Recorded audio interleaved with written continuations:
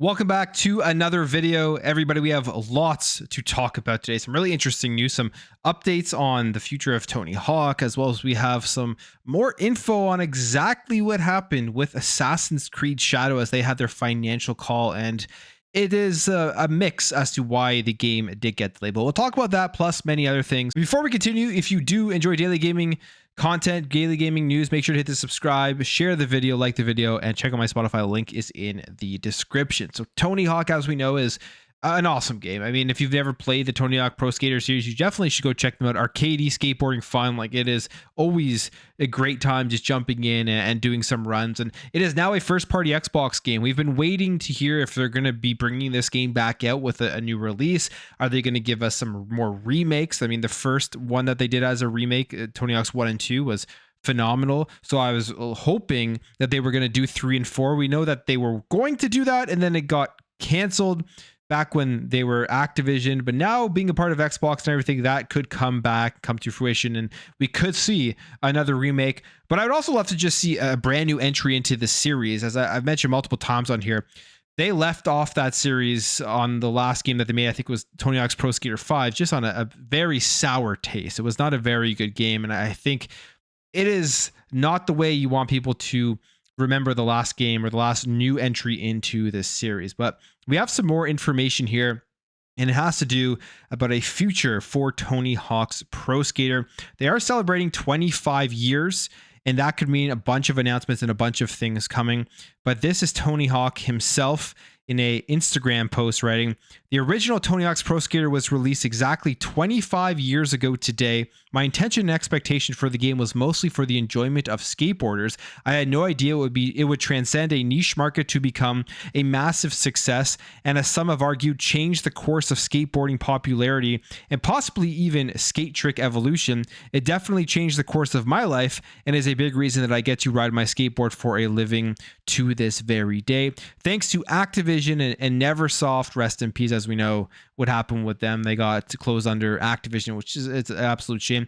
"And all of you that played Tony Hawk's Pro Skater in those formative years, I'm not supposed to tease anything else about the future of the series, but there will be a future," which great to hear. I mean, it's Tony Hawk coming out here and saying, yes, there will be some more Tony Hawk games going forward. What does that mean? Nobody knows. But my best guess would be the remake 3 and 4 that had been canceled, probably bringing it back. I'm sure there's assets and stuff that they could use and make that game easier than starting from scratch, or a brand new one into the series. Either or, I think, would be really awesome. 3 and 4 were great games, and I think a lot of people would be super excited if, let's say, at the next Xbox showcase, they announced that game is coming out. And of course, it would be a day one Xbox Game Pass game. So I really hope this happens, and I'm very happy to hear that there is going to be a future. Now, one of the best games, from a lot of people's opinions here, to release this year is Space Marine 2. And it is always compared to Gears of War. Now, it's not the exact same, because Gears of War is a cover shooter. This one is more your face-on action, all that stuff, and there's a lot of melee and stuff. But it definitely has comparisons to Gears of War. And they talk about this. The developers said that they always wanted to make a 360 sequel. This was talking to Games Radar in a recent interview. Saber's Dmitry Grigorenko mentioned that the original Space Marine 2 pitch was to make a perfect sequel that is effectively a 360 game with a story campaign, some PvP, and a horde mode to accompany it. Quote here saying, "We wanted to make a perfect sequel to Space Marine. That was in the original pitch. The perfect sequel implies it's the exact same game. A 360 game with a story campaign, some PvP, and a horde mode to accompany it. We wanted to make a classic experience." And they also talk about, in this interview with Saber's creative director Oliver Hollis, that they reminisced about playing Gears of War at a friend's house back in the day, and how a recent visit led to them playing through Space Marine 2 instead. They say the Gears game certainly seemed to have influenced this Warhammer sub-series quite a lot, and playing through Space Marine 2 with the same friend was just this amazing flashback experience. So pretty cool stuff there. I mean, Gears of War, I think, has had a huge influence on a lot of games that came out after it. It really mastered the cover shooter genre. Like, it was really good, like high action and everything. And you saw other games come out after that and emulate what Gears of War was trying to do. Still, I mean, Gears of War, if you take a look at it now, still one of the best if not the best cover shooter out there, one of the best looking games still. So there's a lot that Gears of War influence on the industry, and Space Marine, even the first one, if you haven't played that one and you're liking Space Marine 2, I highly recommend going back to the 360 version of the first Space Marine and playing that, because it is a phenomenal game. It's a lot of fun. And when I played through the first Space Marine back on the 360, the first thing I did think was that this is reminding me of Gears of War. So it's great to see the success here of the second one coming out. I wasn't sure if it would create as much buzz as it has, because I think it is a kind of a smaller IP and a smaller genre, or has a smaller market in terms of the fans out there. But Warhammer is obviously huge, but I'm not sure how big the first game was. So the second one coming out here and doing great is awesome to see. Now, when it comes to ads, there's always a ridiculous discussion amongst gamers and the ads on the console itself. I mean, Xbox has done this a lot. They put a full screen ad when you open your Xbox. All you have to do is press B and it's gone and you're into your dashboard. But it seems to have pissed a lot of people off, and they're continuing to do it. And I would assume they continue to do it because they have numbers that it actually does work, and people see these ads when they open their Xbox and go ahead and purchase the game or try it on Game Pass or whatever. And they're doing it again here for Starfield Shattered Space, which did drop yesterday. I tried to play it. I jumped into Starfield and I played Starfield for 3 hours just doing random things, and I never actually got to Shattered Space, but I am going to jump into Shattered Space very, very soon. My goal was, when I first booted up Starfield yesterday, to play Shattered Space. That just didn't happen. But they are advertising here on your Xbox console, another full screen ad, and it's just telling you to get the expansion, upgrade to the premium edition, play Starfield, or of course close the ad. And this is a continuation. They've even been doing this with third-party games, because last week they did this with FC25, which you can play the 10-hour trial on and try out the game itself. So they're doing these big full screen ads for new games that are dropping on Xbox and dropping into Game Pass, and obviously it is working. And I don't think it's that big of a deal. I mean, you just press B. If I had to choose whether these were there or not, I mean, I would like no ads anywhere, but at the end of the day, this is just a very, very minor thing. All right, let's jump over here. Let's talk about Assassin's Creed Shadows. This is probably the biggest story going on in gaming right now, at least from a big AAA video game. We know this game did get delayed until February 14th, and they said that it needed more polish, just wasn't ready to be released. And there's been a lot of questions as to whether that was the case or not, whether that was the actual truth. Assassin's Creed Shadow has created a lot of controversy, all stemming around historical inaccuracies that have caused outrage amongst the Japanese, against the culture, all of that type of stuff, with the actual figure that they were going to put out with the broken Torii Gate. People were mad when they chose Yasuke as a main protagonist. There were so many things surrounding this game, which is all storm leading up to where we are now, which is the eventual delay. Well, we have some more information as to exactly what happened, because I think the biggest question with this game when it did get delayed was it actually because it needed polish? Were there actual real big technical issues, or was it because they were going to go back and scrub some of the historical inaccuracies so that when it does release, there isn't even more controversy surrounding it? And it seems like it's a mix of everything here, that they are going to be making lots of changes between now and February when the game does get delayed. So first of all, they say they're going to address the wild rumors about Yasuke. This is an exclusive report here from Insider Gaming. People were thinking they were going to take Yasuke out of the game, and I don't think that is going to be the case whatsoever, and they confirmed that. They say he's not going to be removed. However, sources have said that the team has been actively addressing many of the historical and cultural concerns, which started before the game's reveal following external playtests and were accelerated further following the game's initial reveal and mass feedback. They say this includes changing of some of Yasuke's story and how he's portrayed in the game, fixing architectural details, and ensuring that the game is historically grounded while fitting into the Assassin's Creed universe. So they are going to go back. They are going to change some of the game. Like, they're going to change some of the things that you see, some of the, like they say, the historical inaccuracies that obviously, if they release with those, would create even more controversy than is currently around there. So that's a good thing, that they are going to make sure that they have the right content in that game that makes sense for the time period and for Japan, right? Because that would be even worse if they were to release it and then people were finding all of these things that were just wrong as the game was out and creating even more controversy around it.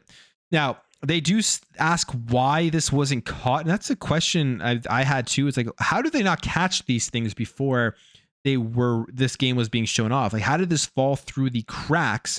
And they're told here that historical experts were brought onto the project much later than usual. And then there was miscommunication between teams, and there was cutting corners, and that's why we are where we are today with this game. Now, for the polish and the issues with the bugs, as I say, self-explanatory. The game just needed to be polished. It's not in a place where they believe that they should be releasing it in. Also, there's tweaks to gameplay mechanics and elements that they're going to need to have that time to incorporate into the game itself. So I wonder exactly what those would end up being.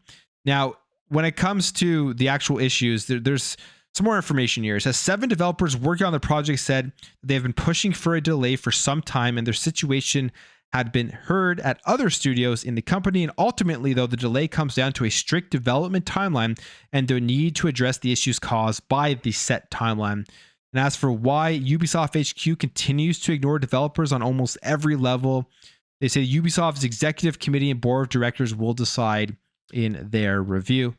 And they say about 80% of the 40 Ubisoft developers think this ends in no change or layoff. With all that being said, we've heard that the board is going to be looking and seeing, do changes need to be made at the top of the organization? And it kind of sounds like there definitely needs to be a huge introspection as to what is going on here. When you have multiple developers saying this game needs to be delayed, it's not ready, stop showing it off, we got to change this, this, and this. There's all these inaccuracies, and then nobody listens. It is something that always leads to just a game not doing well. And that is a major issue. We've seen this across the board from different games. We saw this with Redfall. I mean, Redfall, I'm sure similar things happened. People wanted that game to get delayed and it didn't. And we saw how that game did release. We heard about Concord with the toxic positivity and obviously the abysmal failure of that. And this is a huge thing. I think a lot of this has to come down to they're trying to release these games within a certain period of time to make money for shareholders, and that just ends up ruining the overall game. But Ubisoft has done the good thing here by delaying this game. They've also done the good thing by refunding pre-orders and giving everybody the first expansion for free. I think this game will still sell very, very well. I think pre-orders have been very good. They said not as good as Valhalla, but still very high. And now releasing it day one on Steam, the game will, I'm almost positive, sell and do very well. It's a huge franchise. It looks good. I mean, from the gameplay they showed, I thought it looked very fun. And if they can change some of the things that are going to cause controversy at launch and it releases in a good state, I think there's still hope that Assassin's Creed Shadows will do very well. Now, Star Wars Outlaws is the other major Ubisoft game, and they had mentioned it sold softer than expected. And what does that mean? Well, they say they sold just 1 million copies in the month since it launched. And for a game like Star Wars Outlaws with a IP like Star Wars, that is, I think, relatively low. They're probably expecting a lot more. They say here, Star Wars Outlaws was plagued with issues at launch, some of which led to Ubisoft to make drastic tweaks. It wasn't well received by the general market, and gamers worldwide have been giving it pretty low scores. It comes as no surprise to learn that in an entire month on the shelf, Star Wars Outlaws has sold just 1 million copies. And we've seen what they are doing here to try to improve those copies. They're making drastic changes, especially to the early stealth missions, and they're releasing it on Steam in November, which I think will help the game. I actually think Star Wars Outlaws, and I know I'm not alone on this, I've seen many people have the same sentiment when it comes to this game, is a good game when you get into the world and you explore and you get past some of those early stealth missions. I think Massive did a phenomenal job, I would say, at building a Star Wars world, but they only gave reviewers like 7 days to review this, and you could tell a lot of people just went through the main campaign, which turned them off, and they didn't really get into the whole exploration. And that's going to bring out more mediocre review scores. I think it's like 76 on Metacritic, so it didn't bomb or anything, but the game has potential. It's unfortunate that they pushed it out before fixing some of the technical issues that obviously were there as well. I experienced those too. And again, this would have been a game that probably would have benefited from a delay and a longer review period for the people who are going to be sending out those review scores. All right, to end off here, we'll talk some Final Fantasy stuff because we got some more information from Yoshi P on both Final Fantasy 16 coming to Xbox as well as Final Fantasy 9's remake, which we hear is in the works. This was an interview with SI Video Games, or Video Games on SI, I should say. And they talked about Final Fantasy 14. He's the director of Final Fantasy 14 and Final Fantasy 16's producer. And was asked about the series, asked about Final Fantasy 9 and the remake and giving it a chance. And here's what he says. Oh man, that's a super tough question. The one that I would like myself would be Final Fantasy 3, I think. Of course, I do know there are requests for Final Fantasy 9 to be made, but when you think about Final Fantasy 9, it's a game with huge volume. When you think about all of that volume, I wonder if it's possible to remake that as a single title. It's a difficult one. It is a tough question. And that would be the question I have when they release these next remakes. Are they going to do what they did with Final Fantasy 7, put it out in 3 different parts, expand on the story a bit, and just try to make it this huge thing where you're excited for every single release? I mean, Final Fantasy 7 Remake, part 1 did well, part 2 did worse, and I wonder how good part 3 is going to do. As we know, Square Enix has already touched on the fact that exclusivity has hurt that game, and it's also hurt Final Fantasy 16, which is why they are moving away from console exclusivity. So Final Fantasy 9, if it does get a remakes, will be releasing on Xbox unless something crazy happens and the biggest bag in the world gets dropped on their front doorstep and they decide to take it. But I don't think even PlayStation at this point is even in a position to do that, especially after what's gone on with Concord.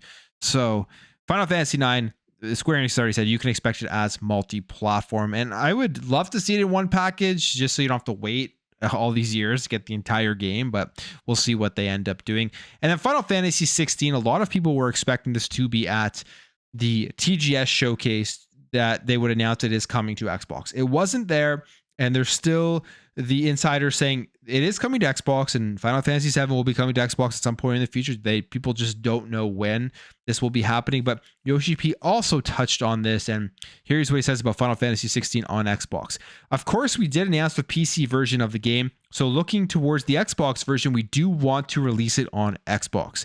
But when it comes to the specifics, such as when the game would be available and such, we are not in a position to be able to share anything. But of course, I want to say that it's not as if there's zero hope, and we very much do want to achieve that. So players should not give up in terms of their hopes. And to me, that just sounds like, yes, it is coming to Xbox, but we can't say anything. Contractually obliged, they can't come out and give any tips as to when this would be coming. And they're still under contract, I'm sure, or they've in the contract that they've signed. There's probably things that go out pretty far in terms of what they can and cannot do with that signing with PlayStation.